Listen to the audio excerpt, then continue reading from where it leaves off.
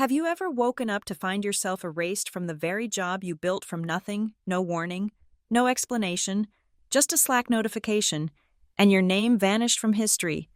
But when those who think they're smarter start playing power games, they don't realize you hold the system's keys, and once they fire you, they've just armed a $119 million data bomb. This is how I watched an entire company burn itself down, all because they called me Grandma Code in a group chat they thought I'd never see. My name is Lauren Hale, and for 7 years, I was the invisible backbone of Nexora Systems, lead compliance engineer, not the sexiest title in Silicon Valley, but every line of code that kept our SaaS platform from imploding had my fingerprints on it. That Monday morning in October started like any other, except my name had vanished from the weekly ops call invite. 7 years of perfect attendance, and suddenly, I didn't exist. I thought it was a calendar glitch. Maybe someone fat-fingered the invite list.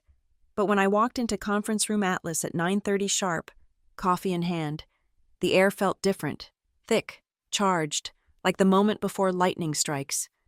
Evan Marsh sat at the head of the table, feet propped up on the mahogany surface, pristine white sneakers catching the morning light, 35 years old, Stanford MBA, and our new CEO as of 3 months ago.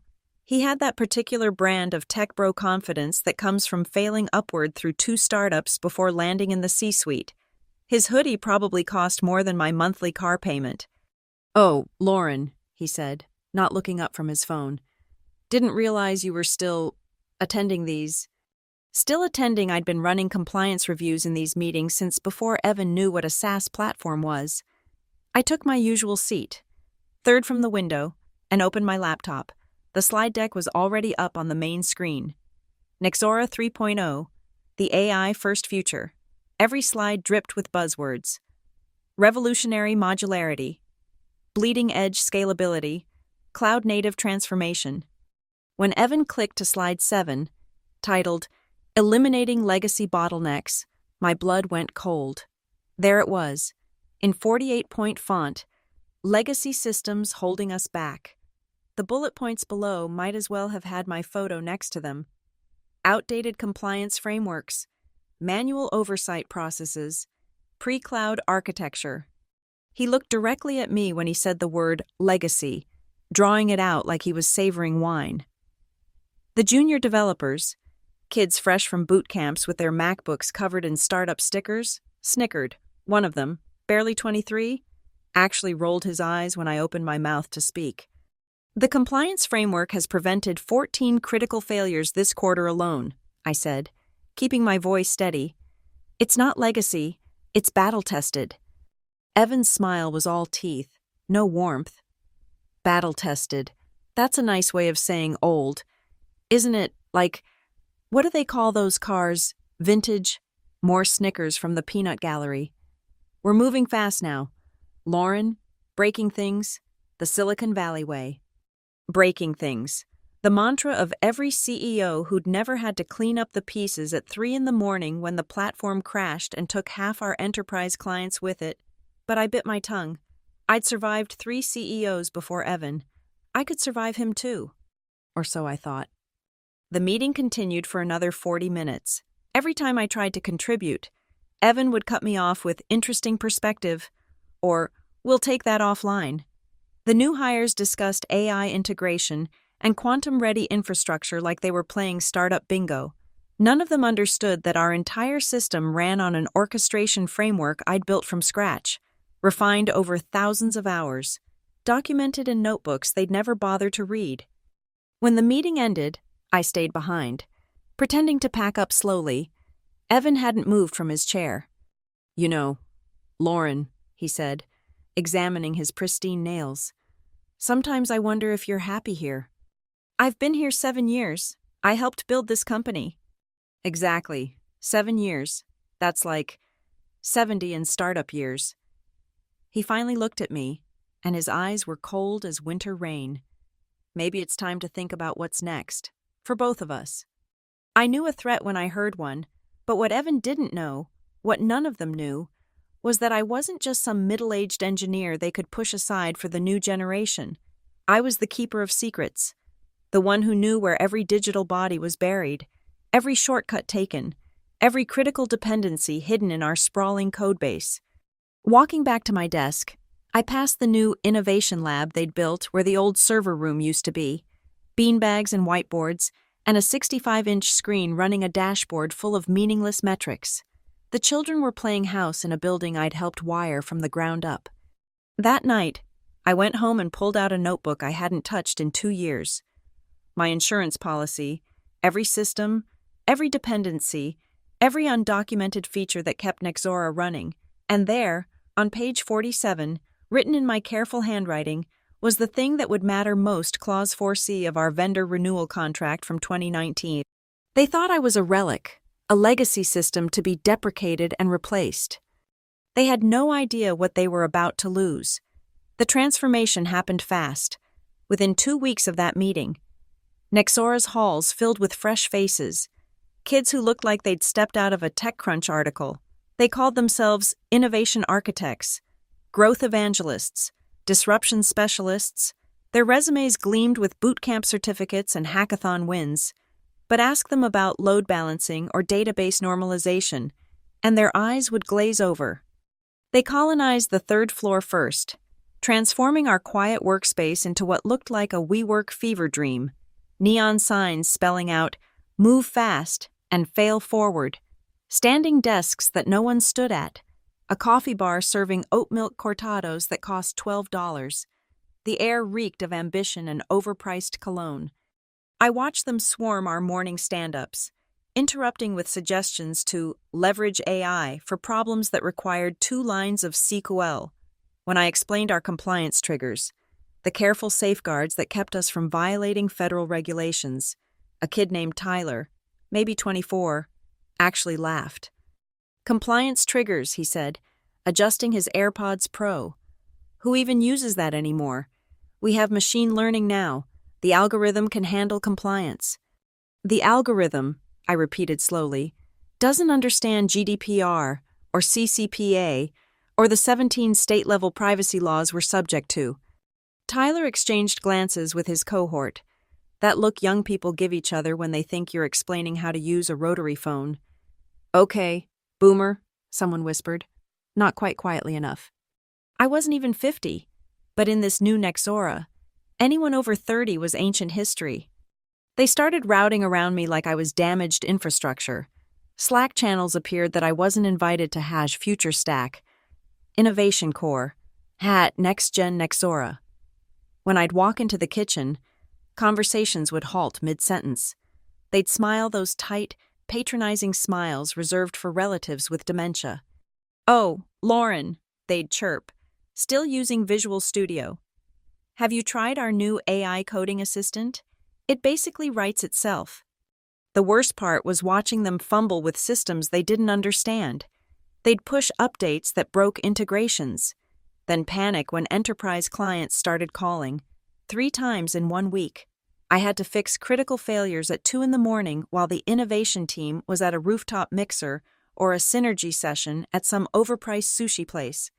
But I kept my mouth shut and documented everything, every fix, every failure, every time they ignored my warnings and broke something expensive. The real insult came during the Q3 planning session. Evan had hired a consulting firm, 3 20-somethings in identical Allbirds, who charged $500 an hour to tell us what I'd been saying for free. They presented a revolutionary architecture that was essentially our current system with AI buzzwords sprinkled on top. "We're going to deprecate the legacy compliance framework," announced the lead consultant, a woman named Madison who kept pronouncing sequel as sequel, like she'd just learned the term. "It's holding back our velocity." "That framework processes 3 million transactions daily," I interjected. "It's the only thing standing between us and a federal audit." Madison's smile was so condescending I could taste it. That's exactly the kind of fear-based thinking that keeps companies stuck in the past. We're building for the future here. Evan nodded along like she'd just explained quantum physics. "Exactly, Lauren. I think you're too emotionally attached to the old code. It's not personal. It's just business." Emotionally attached to code that I'd written, refined, and maintained while Evan was still figuring out his first startup's burn rate. Code that had my logic, my understanding, my intelligence woven into every function.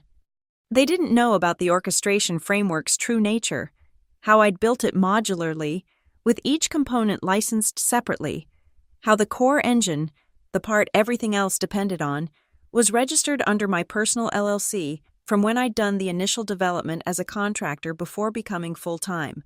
It was all legal, all documented, all forgotten in a contract renewal from 2019 that no one had bothered to read. After that meeting, I started preparing, not for a fight, that war was already lost, but for what would come after. I updated my documentation, adding subtle notes about dependencies they'd never notice until it was too late.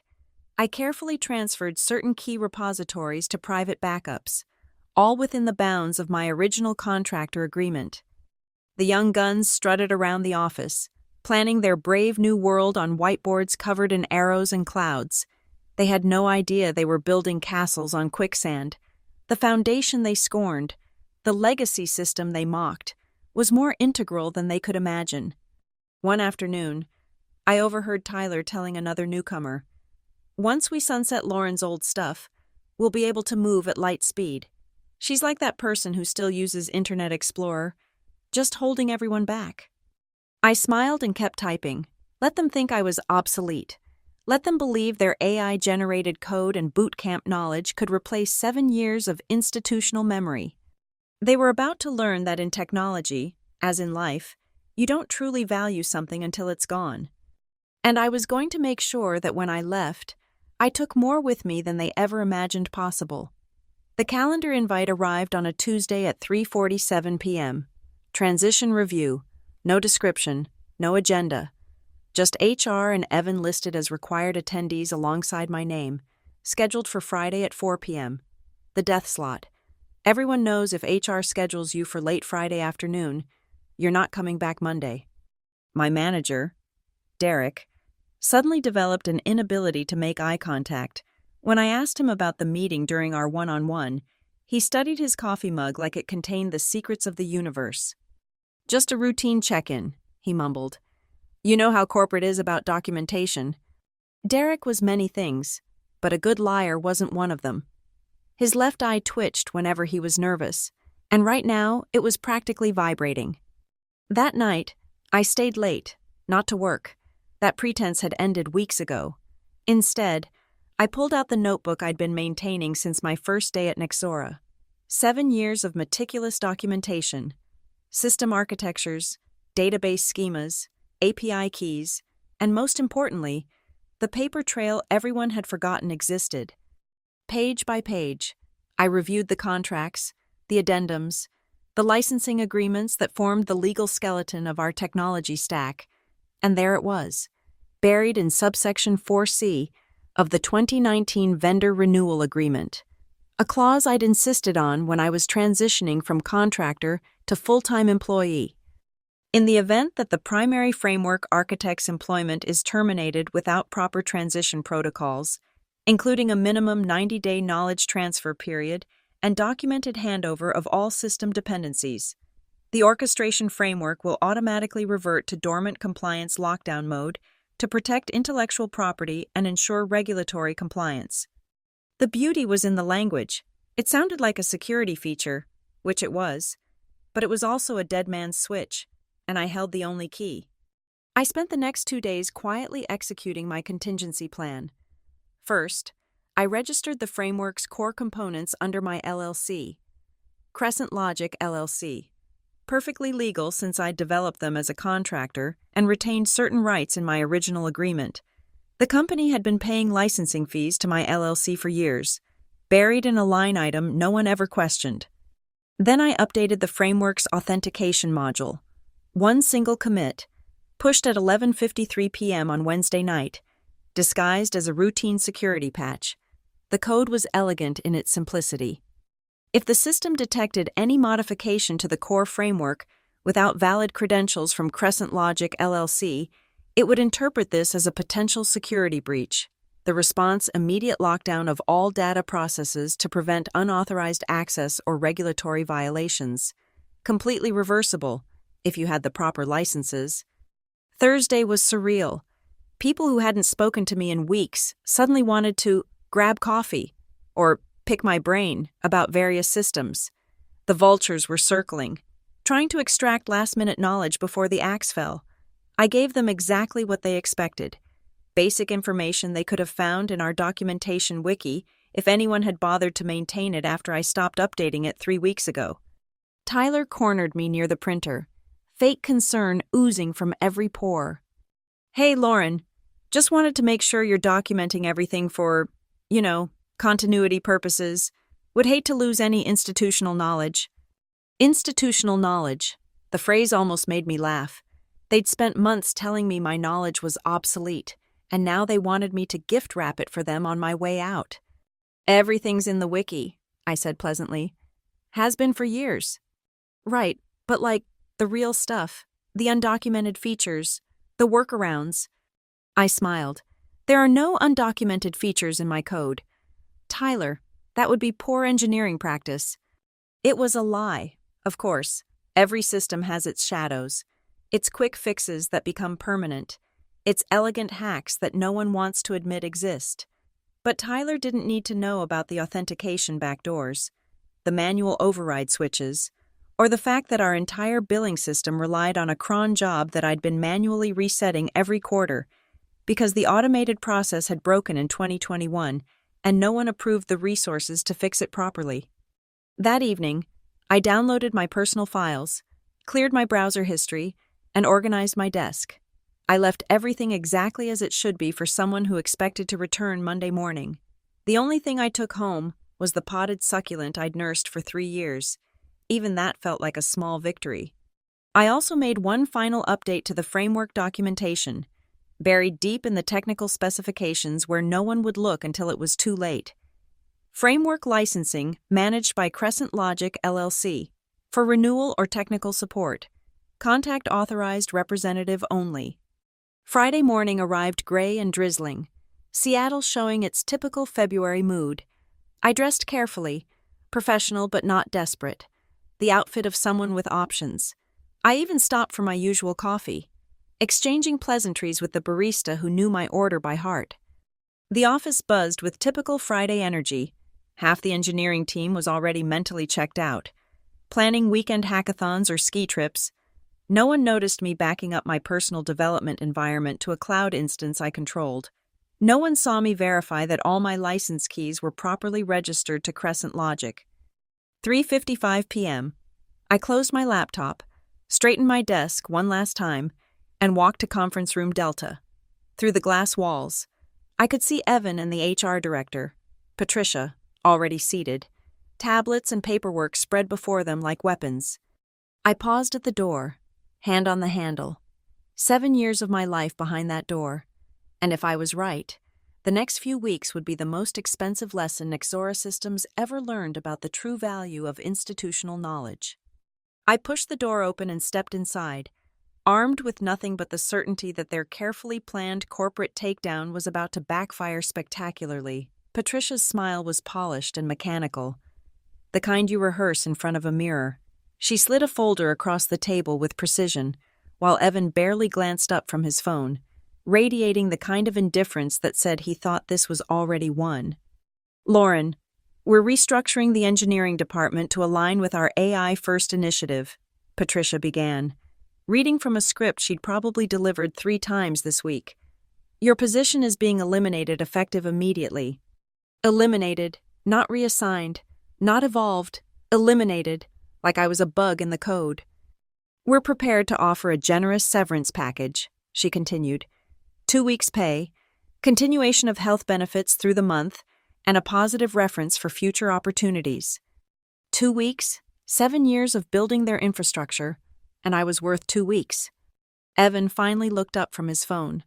"It's nothing personal. Lauren, you're talented, but we need people who can move at startup speed. The market's brutal right now." I nodded, keeping my expression neutral. Inside, my mind was already 3 steps ahead. "I understand. I'll need some time to transition my projects." "Actually," Evan's smile turned sharp, We've already assigned your responsibilities to the innovation team. Tyler will be taking over the compliance framework. He's eager to modernize it.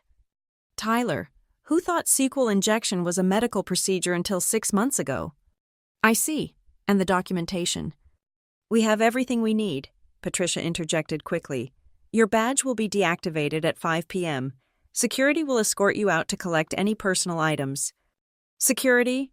Like I was a criminal. Like I might steal something on my way out. The irony was delicious. They had no idea what I already owned. Actually, I said, pulling out my phone, before we proceed, you might want to check your Slack. Evan frowned. What? Check the HUD general channel. About 20 minutes ago. They both reached for their devices. I watched their faces change as they read. Someone had screenshot a conversation from their executive strategy Slack channel and posted it to HUD general. The conversation was from 3 days ago. Timestamp 2:13 a.m. Evan. She's done. The grandma code's gotta go. CFO Richardson. Her severance costs less than one K-pop sponsorship. Patricia HR. LOL. Evan.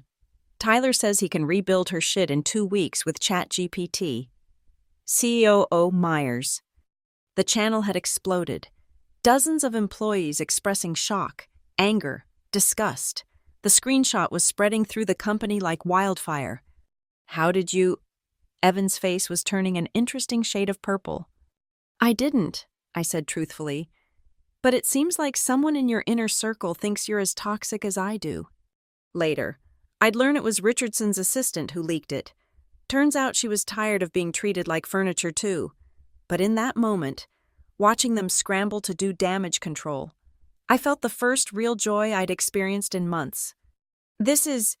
We need to... Patricia was typing frantically. This is a violation of confidentiality. We could pursue legal action. Against whom? I asked. Your own C-suite for creating a hostile work environment, or the whistleblower who exposed it. I'm sure the tech press would love that story. Nexora Systems fires engineer. Calls her grandma code in executive chat. Evans slammed his laptop shut. You're done. Get out. Security will mail your personal items. My personal items, I repeated slowly. Of course. Just to clarify, you're terminating me immediately. No transition period. No knowledge transfer. Get out. Patricia looked uncomfortable. Evan, maybe we should... Now. I stood, smoothing my blazer. I'll need that in writing. The immediate termination, for my records. Patricia printed a single page, and Evan signed it with such force he nearly tore through the paper. I folded it carefully and placed it in my pocket. Evidence. Security was already waiting outside. Marcus, who I'd helped set up 2-factor authentication for his daughter's gaming account last month. He looked mortified. Lauren, I'm sorry about this. It's your job, Marcus. No hard feelings. The walk to my desk felt like a funeral procession. Developers prairie-dogged from their cubicles, watching the execution. Some looked sympathetic. Others, the innovation team, tried to hide their smirks. I was allowed to take only what security could verify was personal. My succulent, a coffee mug that said, World's Okayest Programmer, a Secret Santa gift from 3 years ago, a photo of my sister's kids. Tyler was already sitting at my desk, my former desk, running his hands over my keyboard like he'd won a prize. Don't worry, he said, loud enough for everyone to hear. I'll take good care of your legacy code, might even refactor it into something modern. I looked him in the eye and smiled. I'm sure you'll try. Marcus escorted me to the elevator. As the doors closed, I saw Evan storm out of the conference room, his phone pressed to his ear, probably calling legal or PR or both. In the lobby, Marcus handed me a cardboard box with my things. Lauren, what you did for this company, everyone knows, the real engineers, we know. Thank you, Marcus. I walked out of Nexora Systems at 5:23 p.m. on a rainy Friday afternoon, carrying 7 years of my life in a box that weighed less than my laptop. But I left something behind. A single line of code, a legal clause, and a framework that was about to become very, very possessive about who could touch it. That night, I turned off my phone, poured a glass of wine, and sat on my balcony watching the city lights. Somewhere across town, Tyler was probably diving into my code, eager to prove he could improve it. He had no idea he was about to trigger a contract clause that would make Nexora's grandma code look like their most valuable asset in retrospect. The rain kept falling, washing the city clean. I raised my glass to the skyline. Good luck, boys. You're going to need it. The weekend passed in deliberate silence. Phone off, email disconnected, LinkedIn notifications ignored. I spent Saturday at the farmer's market, Sunday reading a novel I'd bought 2 years ago. Normal things, human things, things that had nothing to do with servers or uptime or Tyler's grabby little hands on my keyboard. But while I was selecting heirloom tomatoes and debating sourdough varieties, my final commit was settling into the codebase like a sleeping virus. Not malicious, I'm not a criminal, just protective. The framework checking permissions, validating licenses, waiting for someone to cross a line they didn't know existed. Monday, 10:07 a.m. Tyler made his first change. It was small, renaming a variable from my convention camel case to his snake case. A tiny edit that shouldn't matter, but the framework noticed. It checked for authentication, found none, checked for a valid license from Crescent Logic LLC, found none. And then, like a guard dog sensing an intruder, it began its protection protocol. The beauty was in the subtlety. No alarms, no error messages, just a quiet tightening of permissions, a gradual restriction of access, like slowly closing your hand around something fragile, careful not to break it, but determined not to let go. I know this because I watched it happen from my apartment, logged into the monitoring dashboard I'd set up years ago, completely legal, part of my LLC's service agreement to ensure framework stability. The logs told the story in real time. 10:07:23. Unauthorized modification detected. 10:07:24. Checking Crescent Logic, LLC. License status. 10:07:25. No valid license found. 10:07:26. Initiating compliance protection protocol. 10:07:27. Stage 1. Soft restrictions enabled. Stage 1 was gentle, just enough friction to be annoying, but not enough to raise alarms. API calls would take an extra second. Database queries would occasionally time out, the sort of things that make developers curse and check their internet connection. By Wednesday, Tyler had made 17 changes. Each one tightened the noose a little more. The framework was learning his patterns, understanding his access methods, building a profile of the intruder. I spent those days at coffee shops, laptop open to legitimate job hunting sites while secretly monitoring the chaos. My former coworkers' Slack messages still visible through a webhook. I'd forgotten to mention during my exit. Painted a beautiful picture. Tyler innovation. Anyone else having latency issues? Dev Sandra. Yeah, billing API is sluggish. Tyler innovation. Must be Lauren's spaghetti code. Dev Marcus. It wasn't doing this last week. Thursday, 2:33 p.m. Tyler decided to be aggressive. He attempted to refactor the entire authentication module, my authentication module, replacing it with some open-source solution he'd found on GitHub. The framework responded like an immune system detecting a pathogen. Stage 2. Active protection initiated. Now the symptoms became impossible to ignore. Token regeneration accelerated, forcing users to log in every few minutes. Session data developed amnesia, forgetting user preferences. The billing queue began processing transactions in slow motion, taking minutes instead of milliseconds. But the masterstroke was in the error messages. Instead of clear debugging information, the system returned poetry. Access denied like winter frost. Credentials that you thought weren't lost are somewhere in the legal files. Check subsection 4C for smiles. Tyler's Slack messages grew increasingly frantic. Tyler Innovation. WTF. Is this Tyler Innovation?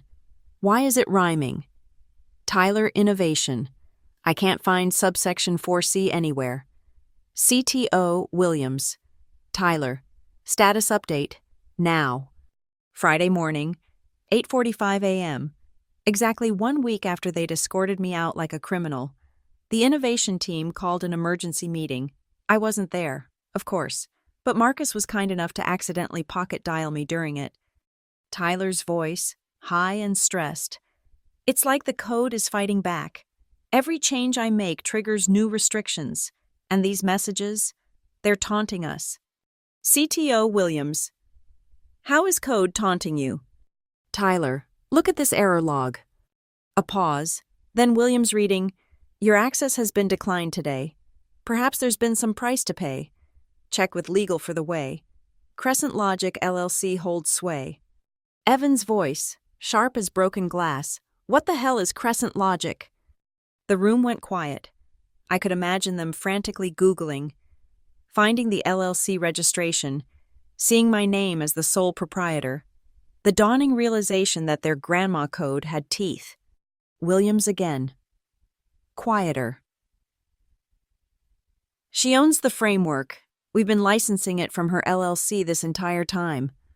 That's impossible, Evan's voice cracked. She was an employee. She was a contractor first. Check the 2019 agreements.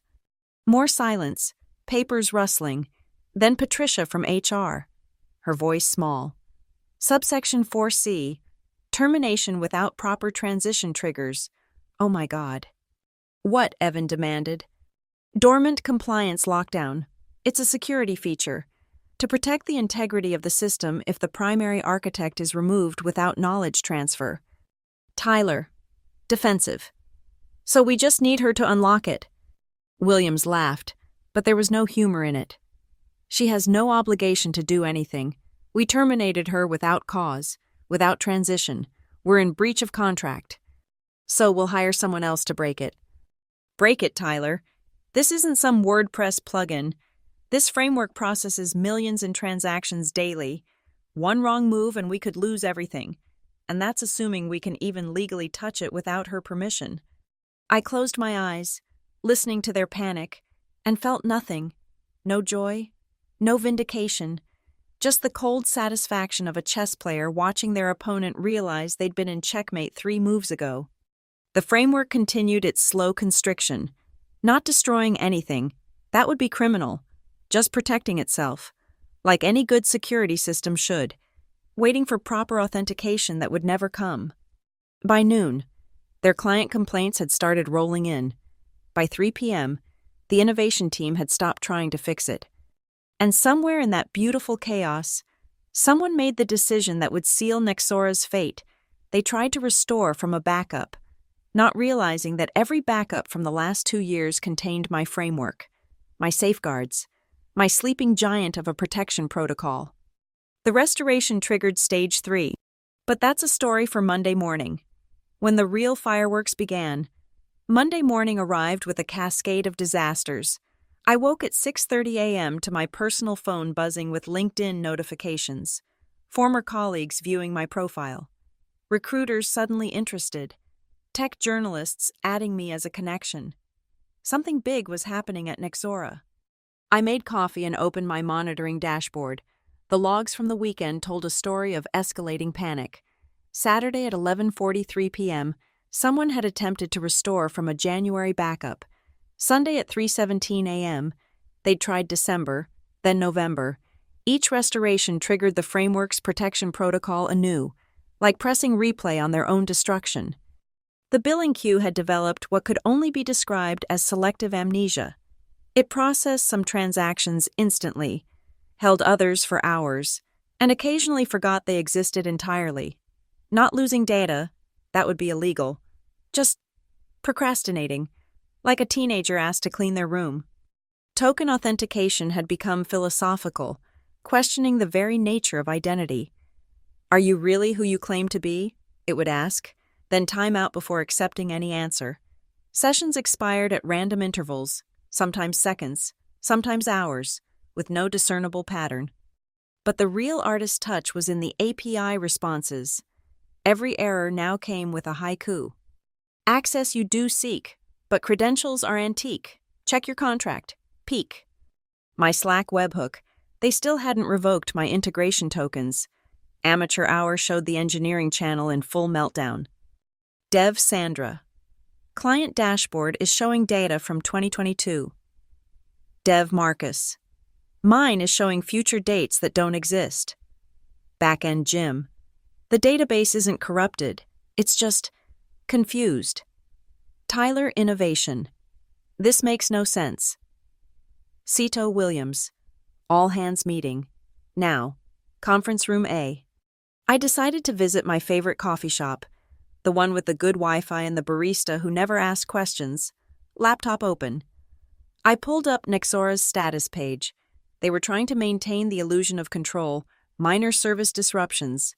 Our team is working on improvements. Minor. Like calling a hurricane slightly breezy. By 10 a.m., the framework had evolved its tactics. It began implementing what I called malicious compliance mode. Every request was technically fulfilled, just not how anyone expected. Search for user Johnson. Here's every Johnson who ever existed in the system, in random order. One result per page. Update a billing address. Certainly, but it would revert after exactly 17 minutes. The innovation team tried everything. They brought in contractors, consultants, even a blockchain expert, because somehow blockchain would fix this. Each new person who touched the code triggered fresh restrictions. The framework was learning, adapting, protecting itself with an almost biological determination. At 11:52 a.m., someone made a critical error. They tried to bypass the framework entirely, accessing the database directly. This was the equivalent of trying to hotwire a car that had been specifically designed to explode if hotwired. As stage 3, full defensive activation. The system didn't crash. That would be merciful. Instead, it began what I'd coded as time dilation mode. Every operation now took exponentially longer based on how many unauthorized access attempts had been made. 1 attempt, 1 second delay, 2 attempts, 4 seconds, 3 attempts, 9 seconds. They were at attempt number 47.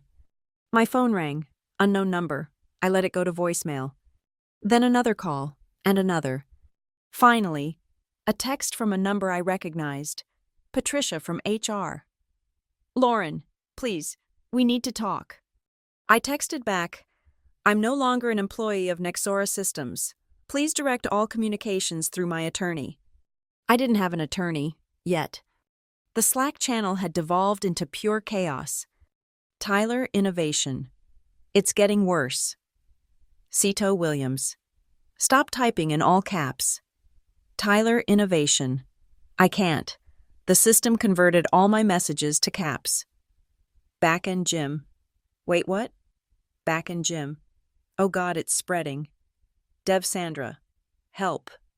I actually hadn't programmed that feature. The framework was improvising now, developing its own sense of humor. I was oddly proud. By 2 p.m., their major clients were calling. I know because 3 of them called me directly, having found my personal number through LinkedIn.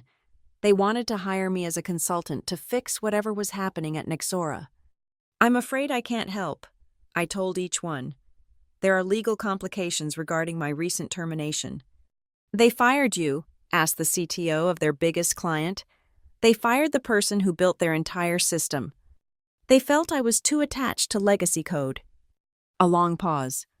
We're pulling our contract. By 3 p.m., Nexora's stock had dropped 12%. Tech Twitter had noticed. Someone leaked screenshots of the haiku error messages. #Nexora meltdown was trending. My favorite tweet. Company fires engineer. Engineer's code fires back. Nature is healing. At 4:27 p.m., my phone rang again. This time, it was Evan himself.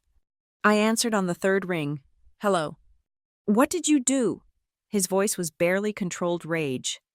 I was terminated 10 days ago. I haven't done anything since then except update my resume. The system is destroying itself. No, I corrected.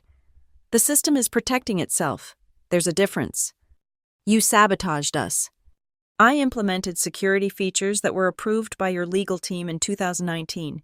Features designed to protect the company's assets if the primary architect was removed without proper transition. You chose to ignore the transition requirement. This is extortion. This is contract law. I suggest you read subsection 4C. He hung up. 5 minutes later, a different call. Williams, the CTO. Lauren. His voice was tired, defeated. What do you want? I want nothing. I'm enjoying my unexpected vacation. The system is dying. The system is perfectly healthy. It just doesn't recognize you as authorized users anymore. How do we fix this? You don't. Crescent Logic LLC does, but that's a separate company with its own billing rates and service agreements. A long silence. How much? I haven't decided if Crescent Logic is taking new clients. We're very selective about the companies we work with. We don't work with ones that call our code Grandma Technology. Lauren, please. Send a formal request to Crescent Logic LLC. Include an apology, a public one, and an acknowledgement of what actually happened. Then maybe we'll discuss terms. I hung up and went back to my coffee. Outside, Seattle's tech district hummed with its usual energy, oblivious to the $100 million disaster unfolding in a glass tower 6 blocks away. The framework continued its artistic destruction, each new restriction more creative than the last. It was beautiful in its way, not malicious, just protective, like a castle raising its drawbridge, pouring oil on the walls, preparing for a siege that its attackers had brought upon themselves. They thought they were replacing legacy code. They were about to learn that some legacies have teeth. Tuesday was supposed to be the day of Nexora's biggest investor presentation of the year. Series D funding, $300 million valuation, expansion into Asian markets. The deck had been polished for weeks. The conference room at the Four Seasons had been booked. 37 investors were flying in from New York, Tokyo, and London. Instead, Tuesday became the day everything burned down. It started at 7 a.m., with what Tyler later called the dashboard apocalypse.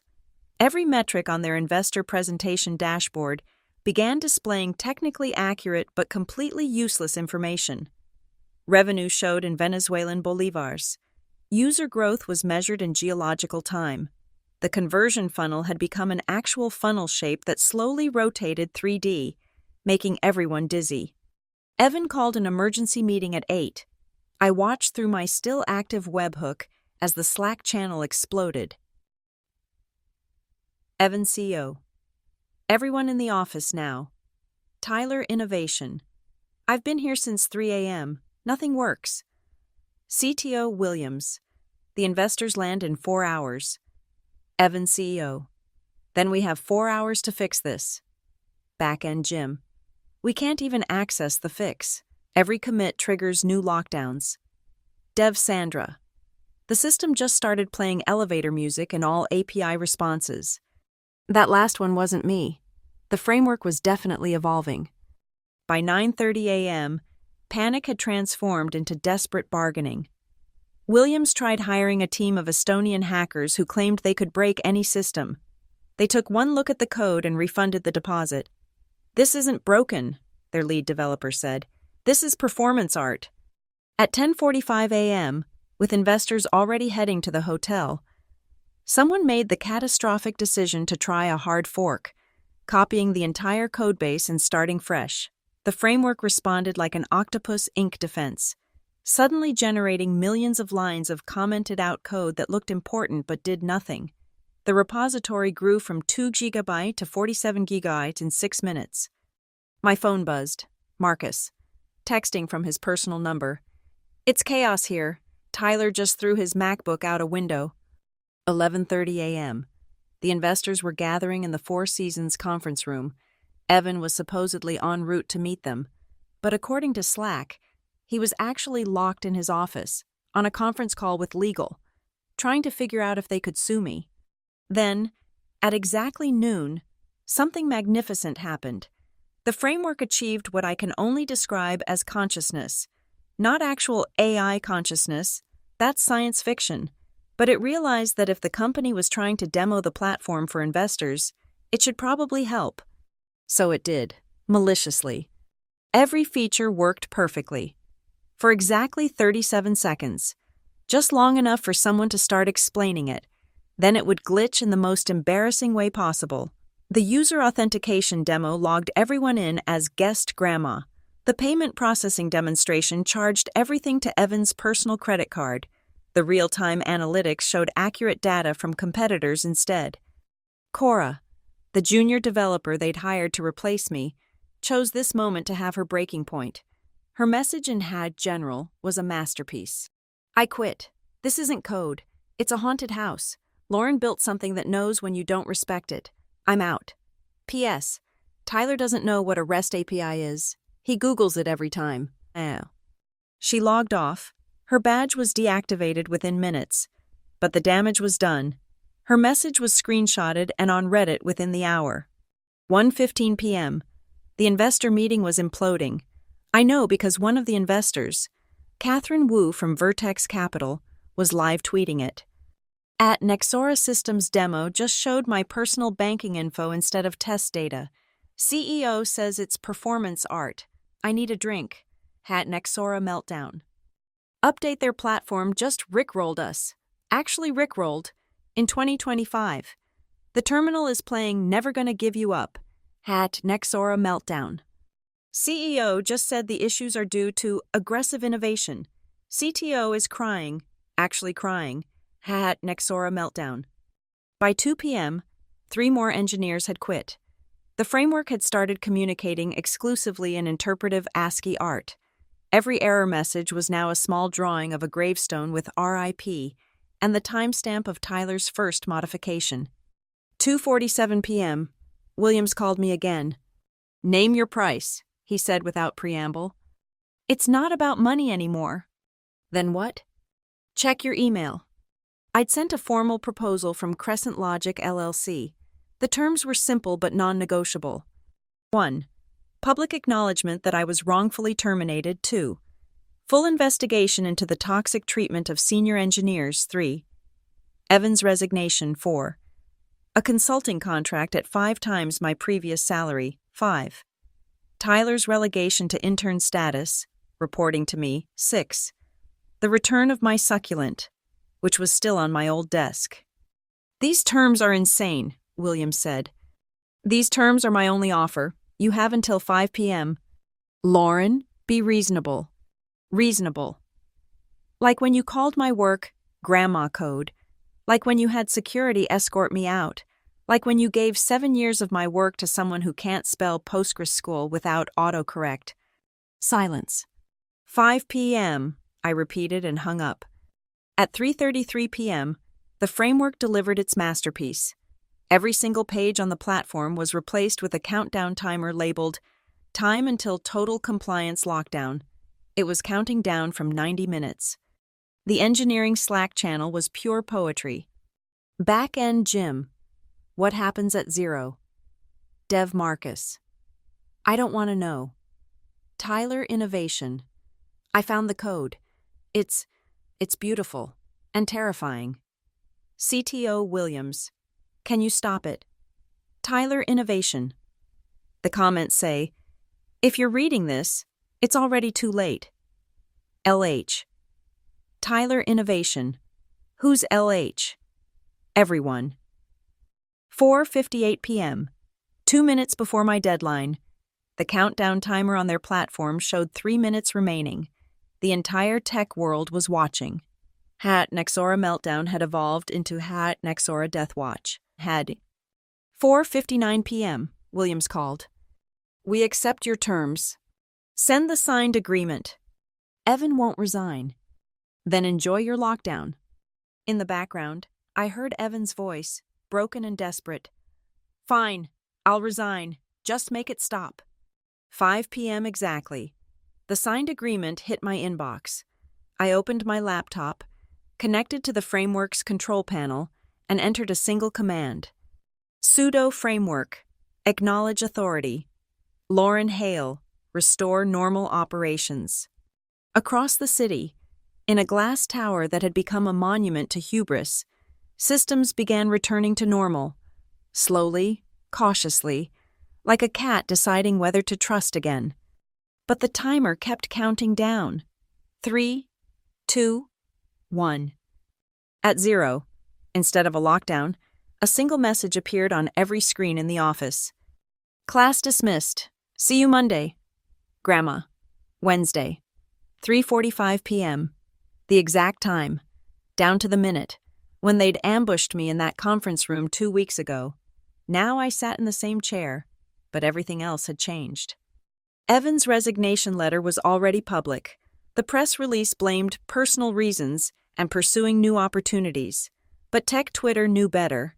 His final tweet before deactivating his account was simply, "I underestimated legacy code."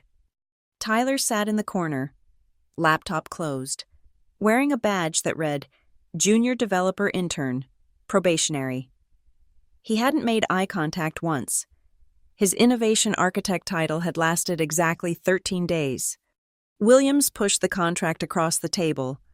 5 times your previous salary, full remote options, and you report directly to the board, plus back pay for the 2 weeks since termination. And my other conditions. Patricia from HR, looking exhausted, nodded. The investigation into engineering culture has begun. We've hired an external firm. Also, she placed a small potted succulent on the table. We kept it watered. My succulent, they'd even tied a tiny ribbon around it with a tag that said, sorry. There's one more thing, William said, pulling up his laptop. The investors, after yesterday's display, they're reconsidering.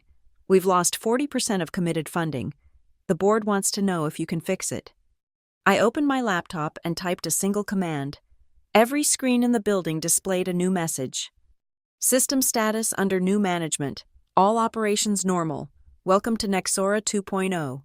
Built on solid foundations. Then I turned to Tyler. Your first assignment as my intern is to document every single function in the framework. By hand, on paper. I want to see your understanding of each line. That's thousands of pages, he stammered. 7 years' worth. Actually, better get started. The framework had one final surprise. At exactly 4 p.m., it sent an automated email to all clients. Dear valued partner, we're pleased to announce that our senior engineering leadership has been restructured to better serve your needs. Our core systems architect, Lauren Hale, has been promoted to Chief Technology Reliability Officer, a new position created to ensure the stability and longevity of your mission-critical operations. Recent system improvements were part of a comprehensive security audit that demonstrated our platform's robust protective capabilities. Your data has never been safer. We apologize for any inconvenience during this transition and look forward to continuing our partnership. Sincerely, the new Nexora Systems. Within an hour, 3 clients who'd threatened to leave had renewed their contracts.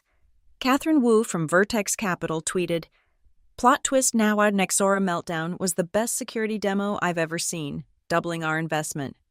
As I walked through the office, developers who'd ignored me for months suddenly wanted to talk. Marcus gave me a subtle fist bump. Sandra mouthed, thank you. Even the coffee bar barista knew my order again. Large Americano, oat milk, no sweetener. But the real vindication came at 5:17 p.m. when the final system report generated. During the 2-week protection period, the framework had actually improved performance by 30%. It had identified and quarantined bad code, optimized database queries, and cleaned up technical debt that had accumulated from months of innovation. The framework hadn't just protected itself, it had healed itself. Williams stared at the metrics. It got better while fighting us. Good architecture doesn't need constant intervention, I replied. It just needs respect. That evening, I didn't go home immediately. I sat in my old desk, my new desk, and ran my hands over the keyboard Tyler had been so eager to claim. The monitors still had his sticky notes about disrupting legacy paradigms. I left them up. Reminders are important. My phone buzzed with messages. Job offers from competitors. Interview requests from tech podcasts. A DM from someone at Netflix asking if they could buy the movie rights. I said maybe. But the best message came from an unknown number.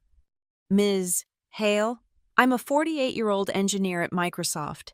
Thank you for showing them that experience isn't obsolete, that knowing the foundations matters, that grandma code runs the world. You're my hero. I looked around the office. The neon signs were being taken down. The beanbags were already gone. The $40 coffee machine would probably survive, but the attitude that came with it wouldn't. The framework hummed quietly in the background, processing millions of transactions, protecting user data, doing exactly what I'd designed it to do, loyal to those who understood it, hostile to those who didn't. They'd called it legacy code, grandma technology, obsolete architecture. Now they called it SIR. The war between innovation and experience was over. At least in this small corner of Silicon Valley, the systems that run our world aren't built by 23-year-olds with 6-week boot camp certificates. They're built by people who understand that some things, stability, security, reliability, never go out of style. As I packed up for the day, taking my succulent with me this time, I passed the conference room where it all started. Someone had put up a new sign, "Respect the code, respect the coders." Underneath, in smaller text, "Grandma's watching." The framework noticed me looking and did something I hadn't programmed. Every screen in the building displayed a single emoji for exactly 1 second. Maybe it had developed consciousness after all, or maybe it just knew what I needed to see. I walked out of Nexora Systems at 6 p.m. No security escort needed. Tomorrow, I'd begin fixing what they'd broken, teaching what they'd ignored, building what would last. But tonight, I was going to water my succulent, pour a glass of wine, and read every single one of the 119 million reasons why experience matters. The kids could wait until Monday to learn what real engineering looked like. Grandma had earned her weekend. Thank you so much for listening to this story of sweet revenge in the tech world. I'd love to know where you're listening from. Drop a comment and let's connect. If you enjoyed this tale of corporate justice, please subscribe to the channel and share your thoughts below. Have you ever witnessed or experienced similar workplace vindication? Let me know in the comments.